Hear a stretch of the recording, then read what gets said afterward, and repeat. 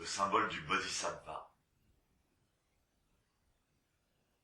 Sensei nous disait, le bodhisattva, quand il est avec un pauvre, il est pauvre. Quand il est avec une femme, il est femme. Quand il est avec un riche, il est riche.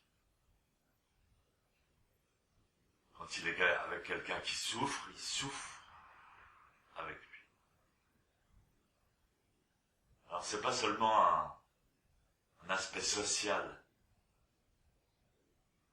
du bodhisattva. Le bodhisattva, c'est celui qui fait zazen. Et zazen, c'est rentrer en résonance avec soi-même. Sensei disait, il parlait d'homéostasie. Homéostasie, c'est comme homéopathie.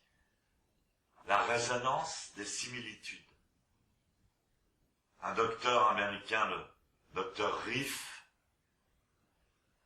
a découvert, vers les années 1950, que lorsqu'il rentrait dans la même fréquence, comme il donnait au corps la même fréquence, par exemple qu'un virus ou un microbe ou une bactérie, eh bien, ce microbe ou cette bactérie explosait littéralement, se détruisait elle-même.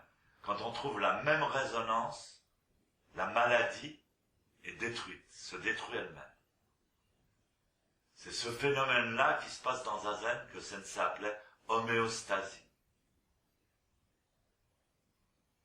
Ça veut dire que quand on est assis en Zazen, il ne faut pas fuir son Zazen, il ne faut pas fuir sa douleur, il ne faut pas fuir son angoisse.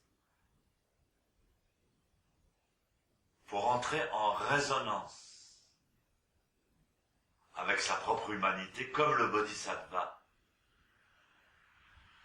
le fait avec chaque être sensible.